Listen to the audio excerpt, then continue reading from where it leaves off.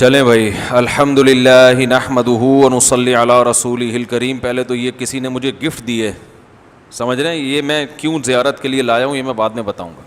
یہ تلوار گفٹ دی ہے، نوک اس کی دھاریاں نہیں ہیں. کہیں جو ہے نا وہ ایجنسی کے لوگ لائسنس مانگنے نہ آ جائیں نا. یا رب صلی وسلم دائما ابدا علی حبیبی. کہ اس کا لائسنس دکھاؤ جی. ہاں نا، اس تلوار کو لائسنس کے بغیر نہیں رکھ سکتے آپ. نہیں، ڈنڈے کا لائسنس نہیں ہوتا. ٹھیک. تو یہ جو ہے نا، یہ کسی نے مجھے گفٹ دی ہے. میں آپ کو یہ بتانا چاہ رہا ہوں، میڈیا کے اثرات دیکھو. لوگ ارطغرل ڈرامہ دیکھ رہے ہیں نا. پہلے لوگ خوشبو ہدیہ کرتے تھے، صحیح ہے نا. اب کیا دیا ہو رہا ہے؟ ہو سکتا ہے کچھ دنوں میں کوئی گھوڑا لے کے آ جائے. لیکن مجھے یہ تلوار پسند بہت آئی ہے، بڑی زبردست خوبصورت، اور اللہ انہیں جزائے خیر دے جنہوں نے گفٹ دیا. تو بتانا مقصد ہے میڈیا کا اثر. میڈیا میں، ڈراموں میں، فلموں میں اگر عاشقی معشوقی دکھائی جائے گی تو یہی کلچر پروموٹ ہوگا، اور ہو رہا ہے. میڈیا میں اگر تلواریں گھوڑے دکھائے جائیں گے تو کون سا کلچر؟ جہاد کا ایک جذبہ، ملک کے لیے، قوم کے لیے قربانی کا جذبہ. تو میں اس لیے یہ جو ارطغرل ڈرامہ ہے نا، میں پھر بتا دوں، میں اس کے جائز ہونے کا فتویٰ میں نے دیا ہی نہیں ہے. لوگ کہتے ہیں فتویٰ دیے بغیر آپ نے اتنی ترغیب دے دی ہے کہ فتوے کے تکلف کی آپ کو ضرورت ہی نہیں تھی. یہ بھی نہیں ہے، ٹھیک ہے نا. تو میں اس لیے کہتا ہوں کہ بھائی جو لوگ وہ دیکھ رہے ہیں، انڈین موویز، الٹی سیدھی چیزیں دیکھ رہے ہیں، ان کی سوچ کو ڈائیورٹ کرنے کے لیے دیکھو، ایک آدمی سے ہیروئن چھڑوانا چاہتے ہو تو سگریٹ پہ لے آؤ نا اس کو. اگر وہ سگریٹ پی کے ہیروئن چھوڑ دے تو بہت اچھا ہے نا. لیکن آپ اس کو ہیروئن چھڑوا کے بالکل ایسا وہ حاجی اور نمازی بنانا چاہتے ہو، اور بالکل آپ چاہتے ہو کہ یہ جو ہے وہ ایک دم سارا صحیح ہو جائے، تو ایسا نہیں ہوتا میرے بھائی. تو اس لیے طیب اردگان کی جو یہ کوشش ہے نا، یہ کوشش چونکہ وہ امت کا خیر خواہ ہے، وہ چاہ رہا ہے کہ امت صحیح نہج پہ چلے، تو اس لیے اس نے اپنا کام کر دیا. اس نے کہا پہلے سوچا تھا میں ڈرامہ بناؤں گا اور اس پہ بڑی محنت کروں گا، اتنا انویسٹمنٹ ہوگی اس پہ، اور یہ تھنکنگ لوگوں کی بنے گی، مسلمانوں کا شاندار ماضی دکھا. ابھی تو ایک ہیرو دکھایا ہے، اور میں پھر بتا دوں میں نے وہ ڈرامہ نہیں دیکھا ہے، یہ پہلے بتا دوں میں. ابھی تو ایک ہیرو دکھایا ہے، تو نوجوانوں کے یہ جذبات ہیں. ہماری تو تاریخ میں ایسے لاکھوں ہیرو پڑے ہوئے ہیں. تو بھائی بند کمرے میں بیٹھ کر بات کرنے کی بات اور ہوتی ہے، ذرا دنیا میں چلو پھرو دیکھو تو پھر بات اور ہوتی ہے. تو اس لیے بہت زیادہ لوگ مجھے بار بار ملامت کر رہے ہیں کہ آپ فتویٰ دیں کہ یہ دیکھنا بالکل حرام، کبیرہ گناہ، اور یہ ڈراموں سے کہاں دین آتا ہے، ڈراموں سے کہاں، ڈراموں سے بے دینی آئی ہے کہ نہیں آئی ہے؟ کیا خیال ہے؟ لوگ کہتے ہیں کہ پہلے جو ہے نا، لوگ کہتے ہیں ٹی وی سے تبلیغ نہیں ہوتی، ویڈیو کیمرے سے تبلیغ نہیں ہوتی. ڈاکٹر ذاکر نائک اگر ویڈیو کیمرے میں نہ آتے تو جو سینکڑوں ہزاروں مسلمان ہوئے یہ ہوتے. یہ تو وہ مسلمان ہیں جو وہاں مسلمان ہوتے ہوئے نظر آ رہے ہیں. باقی ڈاکٹر ذاکر نائک کی اسپیچ سے کتنے لوگ اپنی مسجدوں کے امام کے ہاتھ پہ جا کے مسلمان ہوئے ہوں گے، اس کا تو کوئی ریکارڈ ہے ہی نہیں. نہیں یار یہ سمجھ میں. تو بھائی یہ سب جو میڈیا ہے نا، اچھی چیز کو پروموٹ کرو گے تو کیا پھیلے گا؟ خیر پھیلے گی. بری کو پروموٹ کرو گے تو کیا پھیلے گی؟ شر پھیلے گا. آج کسی نے اعتراض کیا مجھ پر کہ یہ علماء نے جو گنجائشیں دی ہوئی ہیں نا، ان گنجائشوں سے تباہ ہو گیا معاشرہ.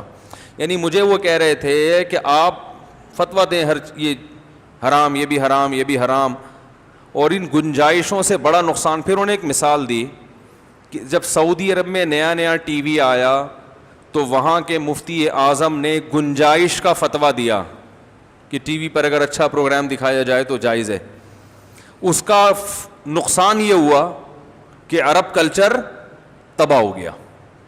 یہ ایک دلیل دی جاتی ہے کہ اگر وہ اس وقت فتویٰ دیتے تھے بالکل حرام ہے تو عرب میں آج جو بے حیائی پھیلی ہوئی ہے وہ بے حیائی بولو بھائی نہ ہوتی. یہ بہت مضبوط دلیل دی جاتی ہے. اس کا جواب سنیں. سعودی عرب کے وہ مفتی اعظم اگر اس وقت ٹی وی کے حرام ہونے کا فتویٰ دے دیتے نا تو ٹی وی سے جو تھوڑی بہت خیر پھیلی ہے وہ بھی نہ ٹی وی نے تو آنا ہی آنا تھا. ٹی وی تو بیوی کی طرح ہوتا ہے, شادی تو ہونی ہے نا. تو ٹیلی ویژن نے تو دنیا میں کسی فتوے کو فالو نہیں کرنا تھا, کیونکہ جو چیز بہت آسان ہوتی ہے نا, کسی بھی چیز کا ذریعہ ہوتی ہے, وہ لوگ اس کو لازمی استعمال کرتے ہیں. میں اور آسان کر کے مثال سے بات سمجھاتا ہوں. ہمارے یہاں جامعۃ الرشید میں چند سال پہلے علماء کا اجلاس ہوا کہ طلبہ موبائل کا استعمال کرنے سے پڑھائی میں کیا ہو رہا ہے, بولو بھائی, حرج. لگے رہتے ہیں یوں ٹھک ٹھک ٹھش پش, جو ہے نا, جو پہلے پڑھائی کا ذوق تھا وہ رہا نہیں. لہذا موبائل فون سیل فون کے استعمال پہ کیا لگا دی جائے, پابندی. سب بیٹھے, اجلاس ہوا, بڑی بحث ہوئی, کسی نے موبائل کے حق میں بات کی, کسی نے موبائل کے خلاف بات کی. تو ہمارے جو شیخ ہیں نا جن سے میں بیعت ہوں, اللہ نے ان کو بہت فراست دی ہے, تقویٰ بھی اور فراست بھی. آج کل تقوی کے بغیر جب گنجائشیں دی جاتی ہیں نا تو غامدی بن جاتا ہے انسان, ٹھیک ہے نا. وہ پھر ان کے تو پھر کوئی نہ اصول اور ضابطہ, وہ تو پھر ہر چیز ہی کیا ہو گئی, سب صحیح ہے. اور ایک ہوتا ہے پرہیزگار ہو انسان, اللہ کا خوف بھی ہو, اس کے بعد جہاں گنجائش نکل سکتی ہے وہ گنجائش دی جائے, اس کے نقصانات کے ساتھ ساتھ اس کے فائدے اور پلس مائنس کیا جائے. صرف نقصان نہیں دیکھا جائے, اس کے فائدے بھی, یہ بھی دیکھا جائے کہ کرنے میں نقصان زیادہ ہے یا اوائڈ کرنے میں نقصان زیادہ ہے. بعض دفعہ اجتناب میں نقصان اس سے بھی زیادہ. اب ایک کینسر کے پیشنٹ کو آپ لے کر آئے, ڈاکٹر نے کہا جی کیمو تھراپی ہوگی.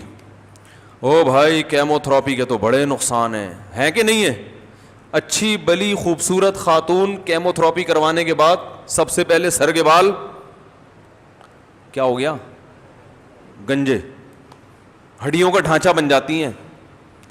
اب آپ نے کہا یار یہ ڈاکٹر بڑے ظالم ہیں, کینسر کا مریض وہ تو ویسے ہی بیچارہ مریض تھا, کیمو تھراپی سے دیکھو فلاں کے سر گنجا ہو گیا, فلاں کو کیا ہو گیا, ایسے دورے پڑتے تھے, یہ ہوتا تھا وہ ہوتا تھا. اب اس کو تو فوکس کیا جا رہا ہے, لہذا کسی مفتی صاحب نے اٹھ کے کیمو تھراپی کے خلاف فتویٰ دے دیا کہ اسلام میں کیمو تھراپی کیا ہے, حرام. ارے بھائی اس پہ بھی تو دیکھو کہ یہ کینسر کی مریضہ کیمو تھراپی نہ کرواتی تو کیا ہوتا. ڈاکٹر جو کیمو تھراپی کا مشورہ دیتے ہیں مریض کو مارنے کے لیے نہیں بلکہ مریض کو بچانے کے لیے. آپ کو جو اس کے نقصانات نظر آ رہے ہیں نا, اصل میں وہ نقصان جو کیمو تھراپی نہ کرنے کے نتیجے میں ہوتے وہ آپ کو نظر آ نہیں رہے ہیں کیونکہ آپ نے دیکھے نہیں ہیں. وہ ڈاکٹر کو پتا ہے کہ تھوڑے دن میں ویسے ہی چیخے گا یہ, اور اس سے تو شاید زندگی بچ جائے, 50% چانس ہے, نہیں کروائی تو 100% چانس ہے مرنے کا.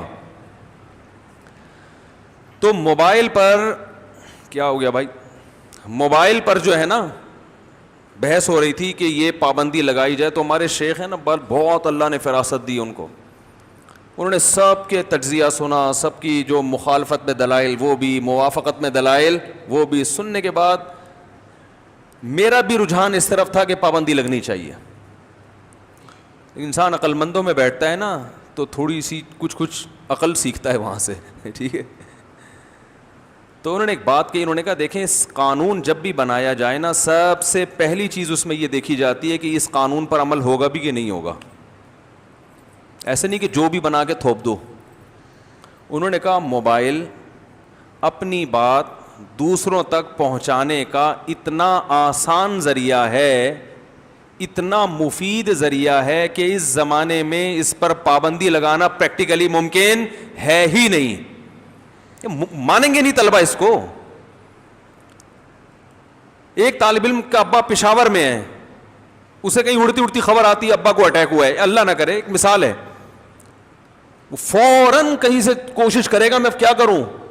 وہ خط تھوڑی لکھے گا بیٹھ کے کہ موبائل کے استعمال پہ پابندی ہے, لہذا میں کیا لکھ رہا ہوں, بخدمت جناب والد محترم امی نور چشمی. مفتی طارق مسعود صاحب کے بیانات سننے کے لیے youtube.com/مفتی طارق مسعود کو سبسکرائب کریں, اور اگر آپ لائیو ویڈیو کو کبھی بھی مس نہیں کرنا چاہتے ہیں تو سبسکرائب کرنے کے بعد بیل آئیکن پہ